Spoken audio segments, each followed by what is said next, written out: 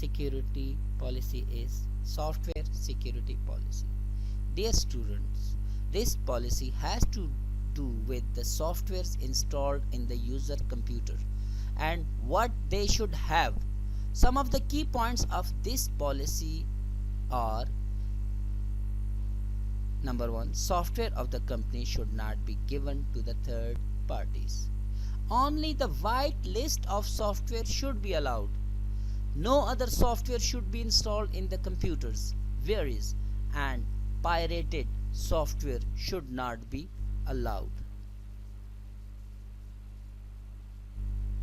Dear students, to create or update any of the mentioned policy within any given organization, some privacy guidelines are essential to keep in mind. For example, tell the employee what information you collect, why you need the information, and how the information will be utilized. Limit the collection of information to what you actually need and collect it by fair and lawful means. Also, we must inform employees to potential collection of information, the use of this information, and disclosure of personal information. Always keep personal information accurate, complete, and up to date. Provide employees access to their personal information the organization has in its possession.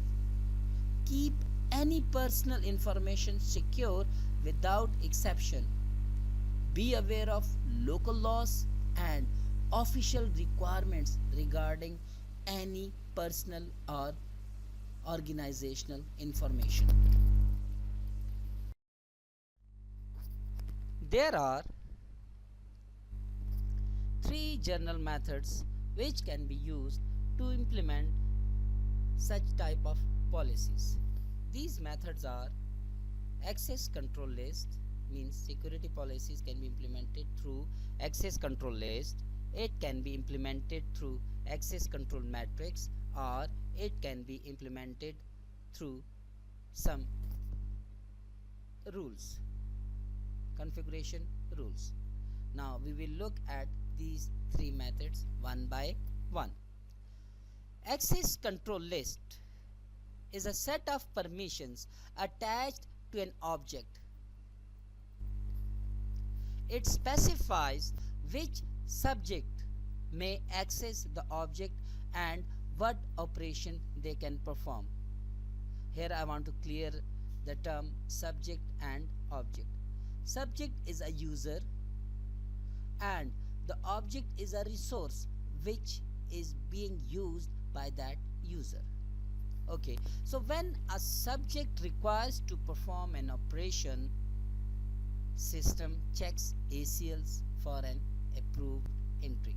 Either the subject is allowed to perform that operation. In short, ACLs can control access to file storage system, software components, or network communication devices. ACLs usually viewed in the operating system files. Each entry in the ACL table is called access control entry. While discussing ACLs, we have another term which should be discussed right now, and that is capability table. A capability table specifies which subject and object users or groups can access. In some systems, these capability tables are called user profiles or user policies.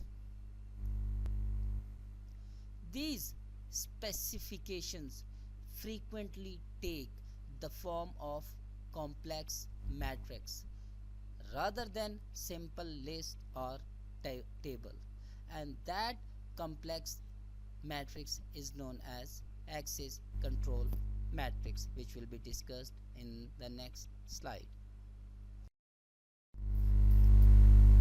Access control matrix is actually the combination of capability tables and ACLs. As you can see on the slide, we have a table where the columns of the table represents ACLs and the rows of the table represents capability tables, and the combination of ACLs and capability tables creates an access control matrix. Dear students, in first column we have a header subject mean users. So here are some users given in the table and some files. In the next 4 columns we have some files.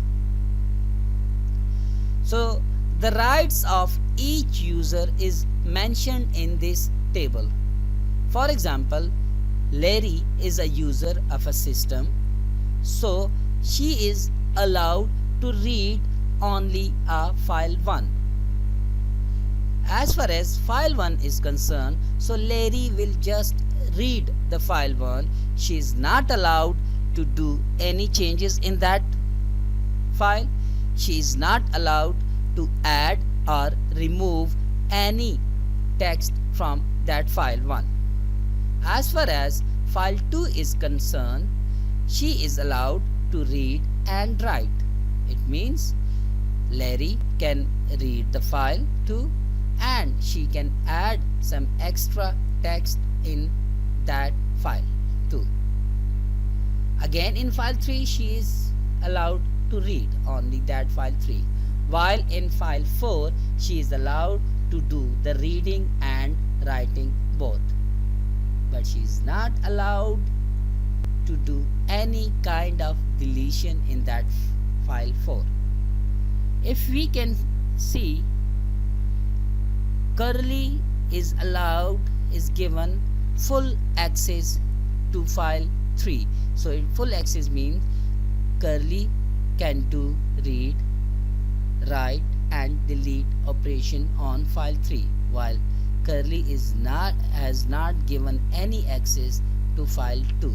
So this is a access control matrix. Dear students, the next method to implement security policy is configuration rule, or it may also be known as configuration rule policies. In configuration rule policies, specific instructions are given that governs how a security system reacts to the data it receives. Rule-based policies are most specific to the operation of a system than ACLs or ACMs, and they may or may not deal with users directly.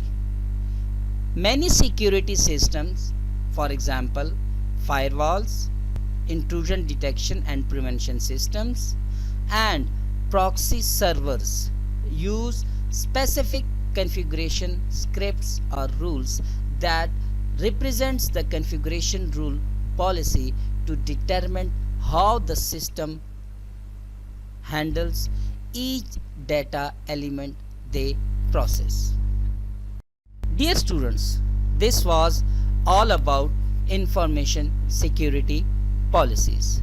At the end, I will say thanks for listening me. If you have any query or any question, put it on the KCMS. I will try my level best to resolve your queries. Thank you. Have a nice day. Allah Hafiz.